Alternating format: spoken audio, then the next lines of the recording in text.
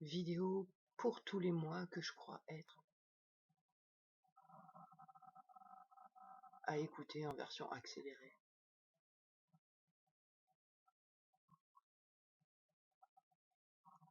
Plus ça va, plus je comprends l'identification au moi qui crée la souffrance en fait. Et de pouvoir goûter l'absence de moi et juste redevenir la conscience qui joue avec elle-même, c'est carrément une autre expérience, vraiment. Et c'est paisible parce que le jeu, du coup, n'a rien à faire.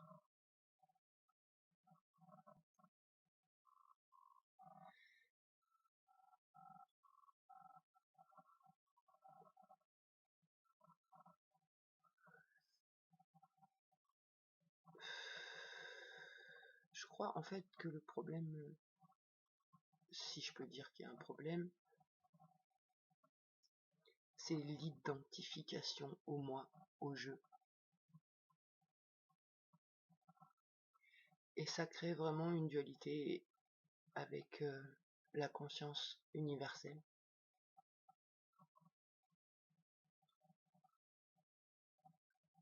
Alors, rien de bien, rien de mal. La conscience fait l'expérience d'elle-même à travers un mental qui identifie, qualifie et croit qu'il existe en tant que personne. Et ça crée de la souffrance, mais c'est juste aussi en fait. Parce que le jeu qu'il veut faire par lui-même, c'est pas qu'il met des bâtons dans les roues à la grande conscience, mais juste il va se créer une expérience qui,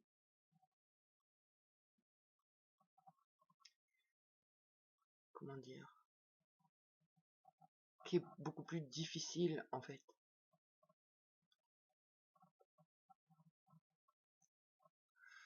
Donc dans mes idées, le mental, c'est celui qui structure la personnalité, l'identité. Et il n'y a que le mental qui souffre et qui est relié directement à l'émotionnel en fait. Et l'émotionnel, c'est pas le cœur. Et le mental, c'est pas le cœur. Le cœur, c'est la foi, c'est la conscience, la grande conscience, où il n'y a pas d'interrogation sur le fait que ce soit bien ou mal, ou comment dire.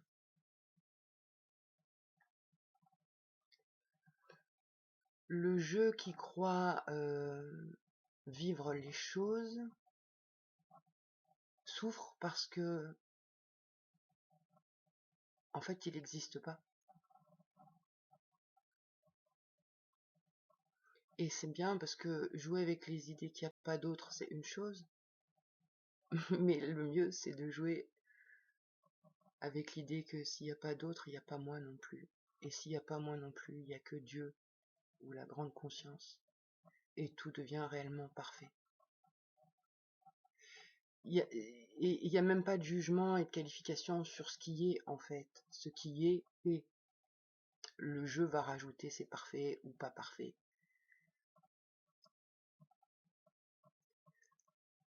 Le jeu qui croit faire quelque chose va souffrir.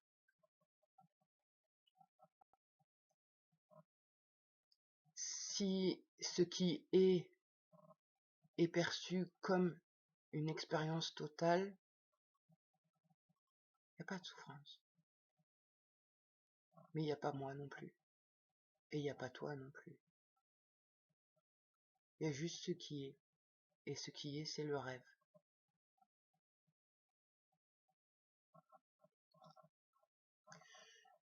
Je vais essayer de rassembler mes idées. Alors, les idées de mon mental, du jeu que je crois être, des jeux que je crois être,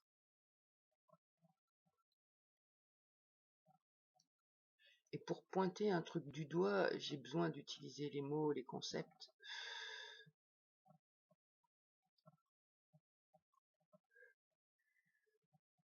Donc à la base, la source, une seule conscience. Dieu. La conscience omnisciente, omniprésente, omnipotente, qui a tout pouvoir. Et qui joue avec elle-même, parce que tout ce qui est la conscience.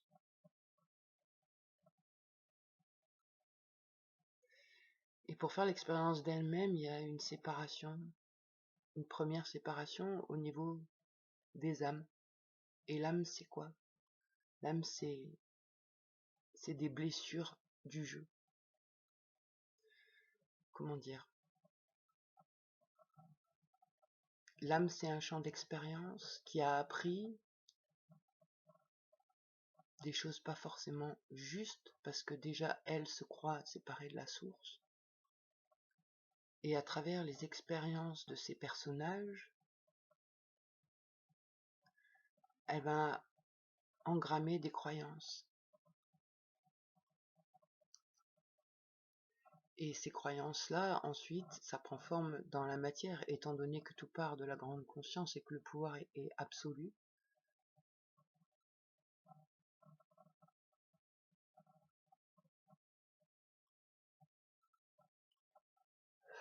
Donc je pourrais dire que mon âme, c'est déjà une séparation avec la source et une mauvaise identification.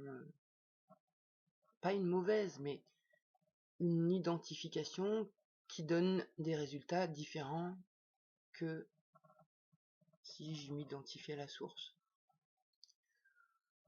Donc je pourrais dire, waouh, mon âme, elle est complètement barge. Elle a décidé de faire des expériences de ouf. Et du coup, moi, petit personnage, petit avatar de mon âme, ben, je paye les répercussions des croyances, des blessures de mon âme. Et par-dessus le marché, m'étant identifiée à être une femme, je crée encore plus de croyances erronées au sujet de plusieurs personnages qui pourraient être moi.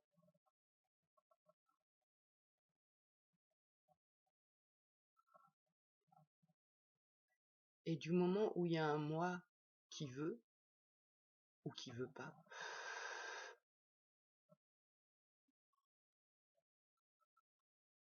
ben, crée la souffrance. Et la souffrance, elle va dans deux sens différents. C'est-à-dire le jeu qui arrive à faire quelque chose va être waouh, je suis trop fort. Et très vite, le jeu qui n'arrive plus à faire va être je suis une grosse merde. Et cette dichotomie, cet élastique en fait, ce truc, ça crée des tensions en interne qui sont interprétées parce que en fait la conscience elle s'en fout de ça, quoi.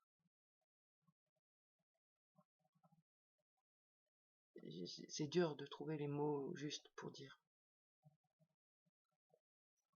Donc imaginons que la première séparation c'est l'âme qui a déjà des blessures, étant donné qu'elle n'est pas, elle s'est pas incarnée que dans ce corps-là.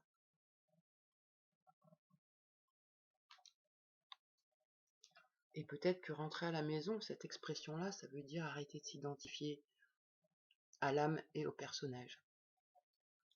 Et que, en fait, c'est le seul moyen que la conscience a trouvé pour jouer avec elle-même. Et je pense que du moment où il n'y a plus d'identification au jeu ou à l'âme, il n'y a que la grande conscience qui sait exactement ce qu'elle fait.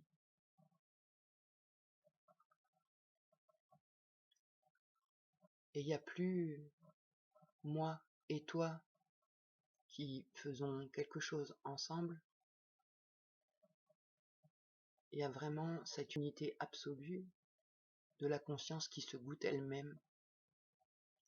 Là, on pourrait dire, il y a moi et il y a une cigarette. Et il y a l'action de fumer.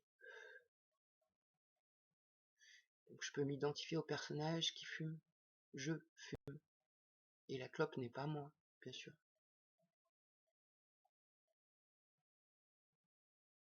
Ou alors je peux juste goûter la sensation, ne pas m'identifier et devenir l'expérience de fumer.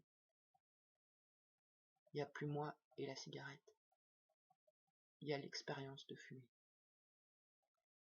Si je reviens dans le moi, il y a le moi qui va dire « Oh, c'est pas bien, je risque de mourir de fumer ». Et donc ça, déjà, ça peut créer, bing, une souffrance. Et ce sentiment de vide extrême qu'on peut ressentir à l'intérieur de soi, c'est juste quand on n'est pas identifié à la bonne chose, en fait. On se coupe de ce qu'on est, et quelque part, j'allais dire on se coupe de l'amour, mais pas l'amour bisounours comme on croit. Ce potentiel créatif, c'est ça l'amour. L'amour inconditionnel dit oui à tout. Tout est permis. Mes petits personnages sont bien au courant que tout est permis. Et on l'a bien goûté, la souffrance. Mais bon, je vais essayer quand même d'aller un peu plus loin dans mes idées.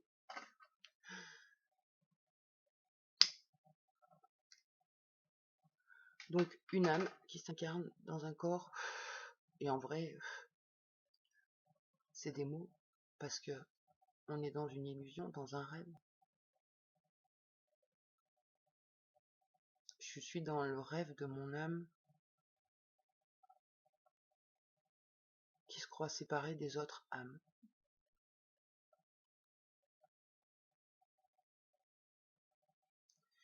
De là naît un personnage qui jusque-là est quand même relativement proche de la source et de ce qu'il est en essence, c'est-à-dire être le rêveur et le rêve. Et puis, il y a le game, où dans ce game-là, il y a des humains. Et il y a encore là un autre voile de séparation entre toi et moi, ou entre l'enfant et les parents. Et le mental apprend la séparation. Et pour exister, il a besoin de cette séparation. Parce que s'il n'y a pas cette séparation, je n'existe pas. Il n'y a que la conscience. Et la conscience, c'est tout ce qui est. Et le jeu, par contre, il n'a pas conscience d'être la grande conscience. Et le mental a enregistré les croyances transgénérationnelles d'être humain, de naître, de mourir, d'un espace-temps, de ce qu'il faut faire dans le game, de ce qui est bien, de ce qui est mal. Et après, le jeu, du coup, se débat constamment avec des autres qui l'embêtent ou qui le rendent heureux, mais du coup, ça crée une dépendance et tout et tout. Enfin, il y a vraiment deux games, je crois. Le game du mental qui s'identifie au personnage, et le game de la grande conscience qui inclut tout ce qui est. Donc même le game du petit personnage, en fait.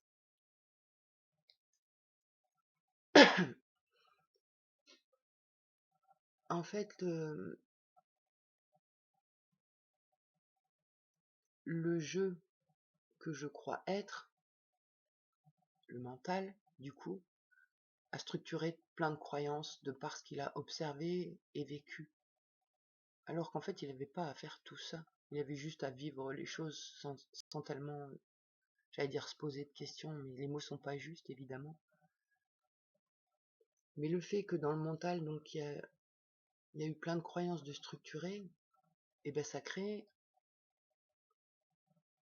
un game dans le game. Donc si j'ai fait l'expérience de croire que le médical, c'était tous des pourris, des vendus, et vraiment j'ai fait l'expérience de ça, et le jeu a souffert de ça, et a même cru que le médical allait nous laisser mourir en fait. Et du moment où le jeu a commencé à essayer de changer ses croyances, dans la matière, on a pu voir que ça fonctionne, que le médical est à notre service, au service de nos croyances, et pas que le médical en fait. Tout ce qui est à notre service, à son propre service. Donc si je crois être une femme séparée de tout, qui galère, ben j'en fais l'expérience. Si je crois être une femme qui est martyrisée par l'homme, j'en fais l'expérience. Je en fais l'expérience. Et tout ça, ça a un intérêt pour la grande conscience qui, elle, joue avec elle-même et fait plaisir par amour inconditionnel à son avatar, à ses avatars en fait.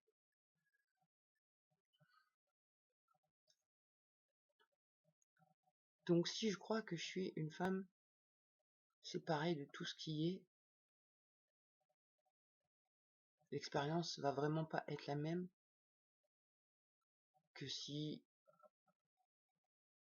j'arrête de m'identifier à ça, au fait d'être une femme, et que j'arrive à voir que je suis tout ce qui est, et juste l'expérience vécue, comme j'expliquais avec la cigarette.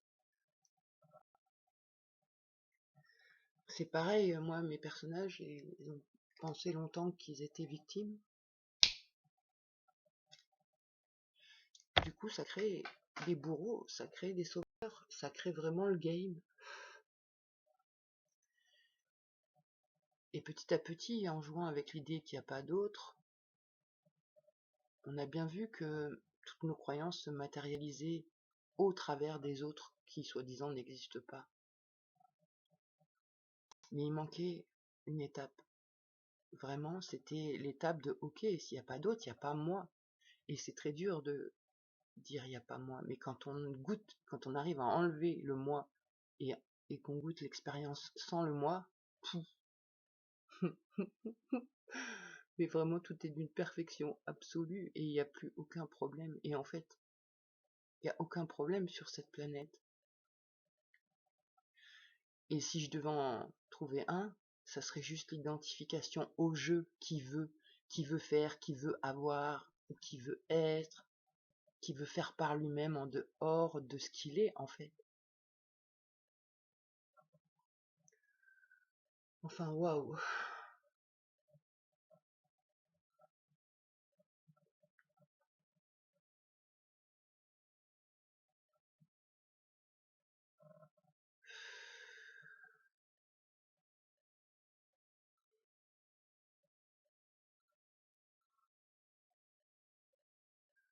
C'est ça, ce qui est vécu est vécu. Mais si ce qui est vécu est interprété par le mental qui croit être un humain, donc autre chose que ce qu'il est réellement, et ben ça crée un rêve dans un rêve en fait. Un truc comme ça.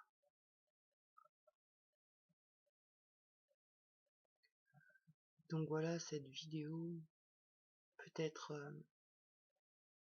pour rassurer les moi que je crois être quand je me laisse identifier par mon mental à ce que je suis pas, c'est-à-dire un humain, une personne séparée des autres.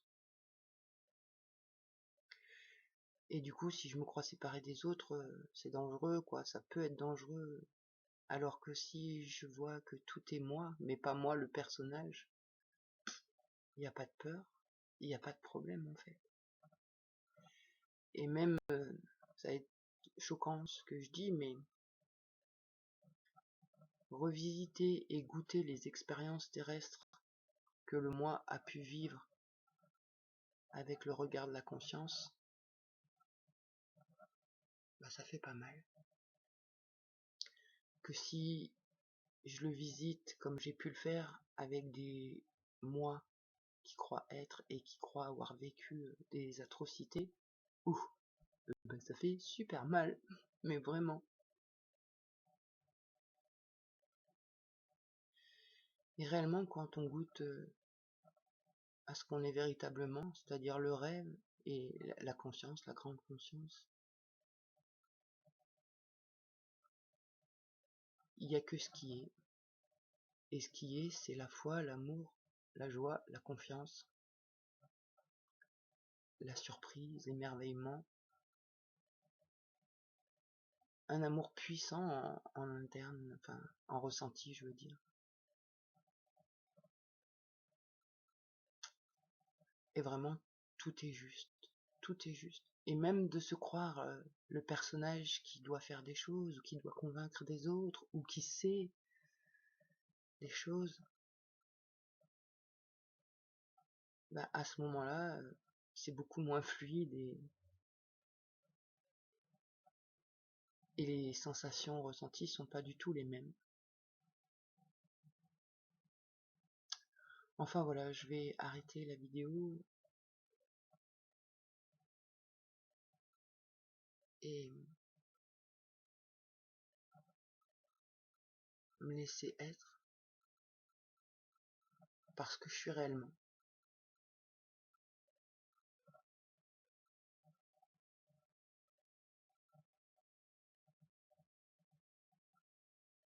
Et je suis pas que le corps, du coup, je suis la cigarette, le décor, la vidéo et tous ceux qui vont la voir aussi.